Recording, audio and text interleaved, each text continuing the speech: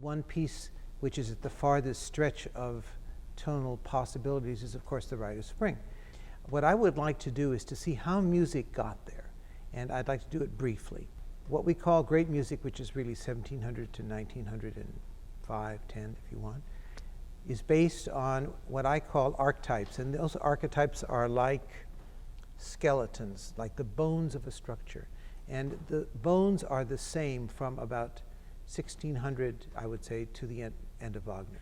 There are probably 15 set of bones, or 15 to 20 set of bones, that when they become enfleshed, become then Baroque bones, classical bones, romantic bones, by the flesh and the muscles that you put on top of them. So here's an example.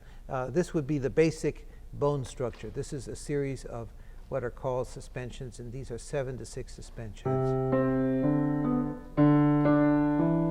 Just that, okay? Now, let me enflesh them out, let's say, starting with Mozart. I'm going to give 2 examples from Mozart of just that. Listen to it again. I'm going to transpose it for you. And here's an example from his piano quintet.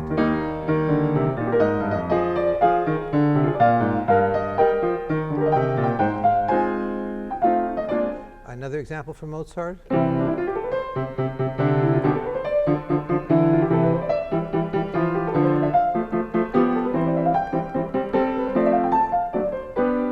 Okay, so same bones, same composer, different way of fleshing it out. Now, going on to another type of series of what you can call bones. Here's another one, typical set of progressions that are the basic underlying structure from 5 to 6 to 5 to 6 to 5 to 6 with a cadence. First set that comes to mind, that's Opus 109 of Beethoven, Opus 79 of Beethoven. Same combination. Another set of bones is this set of bones.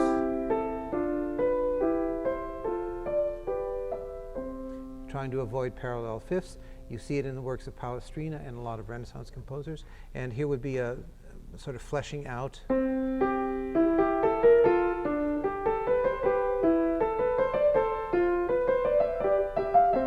And the going down version.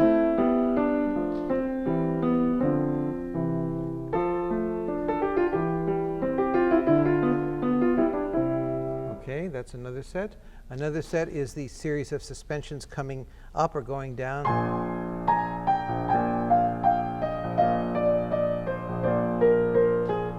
From Mozart's 39th Symphony.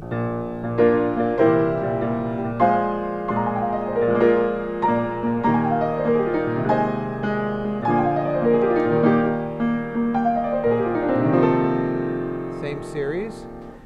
And the reverse can also happen, and you can watch this on the keyboard.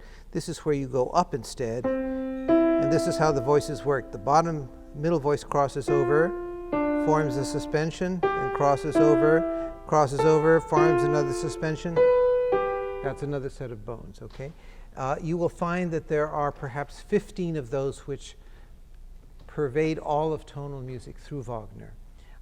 And when you get to 1900, those sets of basic archetypes stop being used, but gradually. So let's try an experiment. Let's say that if you, let's do it with other kinds of chords.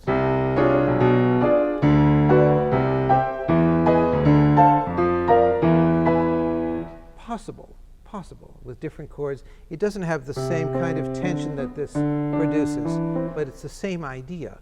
Now, as you get to the middle parts of the early 1910s, you start to find a breaking up of what you call normal tonality and different versions. There's a French version, which is, of course, Debussy and Ravel. We all know what it sounds like. We don't have to say much about it, except to realize that Debussy is very involved in parallelisms.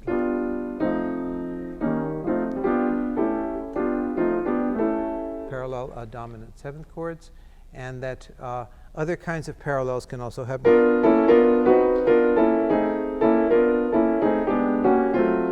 those kinds of parallelisms. And when you hit that problematic time, which I would say is 1910, you end up with distinctly different points of view. I'm going to pick what we call free atonality, and of course the best known piece from that period is Schoenberg's Opus 11. I don't have it in front of me, but I'll improvise in a what we call free atonal way. So if I start this way,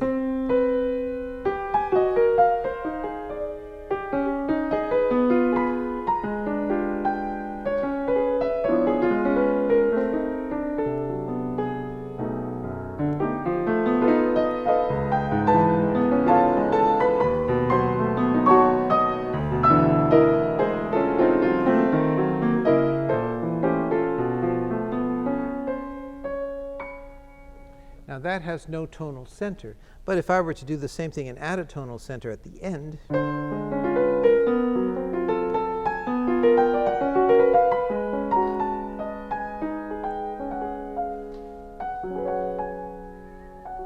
there you go.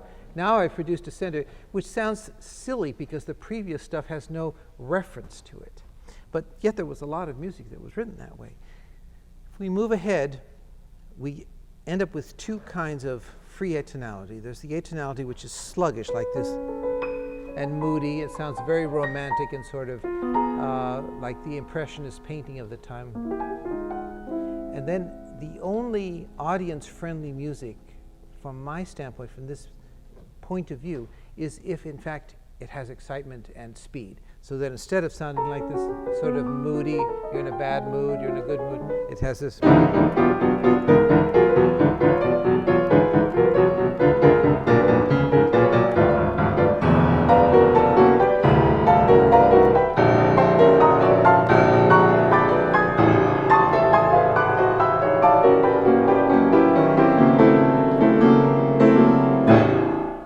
See, now that has some wow quality to it, even though it's not tonal. And I think it is one of the ways that one can write effective music that is freely atonal in that manner. Then we arrive at Stravinsky's Rite of Spring, which of course is the major work of the 20th century. And it has perhaps 5, 6, 7, 8 different ways of writing non-tonal music, or music which is based on a different point of view. I wouldn't say it's atonal or freely atonal. I would say that it harmonizes music in a very different way. So, for example, the opening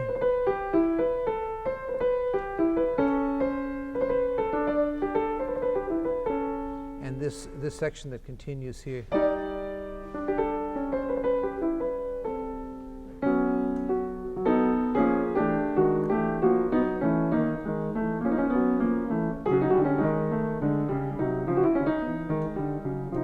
What you're getting is folk music that is harmonized as if it had folk instruments in back of it. So if you take another folk tune like, okay, a common thing that little kids supposedly sing, and supposing you harmonize it, not so nice, but supposing you do.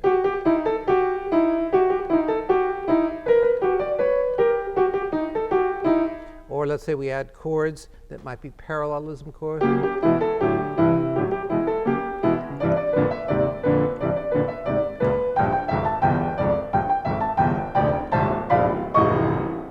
That has, because the melody itself is appealing, it matters much less what the notes against it are. So going back to Stravinsky, which almost sounds like a Broadway tune, doesn't it? But it's harmonized in this way. But the tune is still memorable in the tune part of your brain. So this does not fit under the category of free atonality or non-tonal music. The second thing that Stravinsky discovered was that one could use pedal points of the same harmony. And this famous section is just that.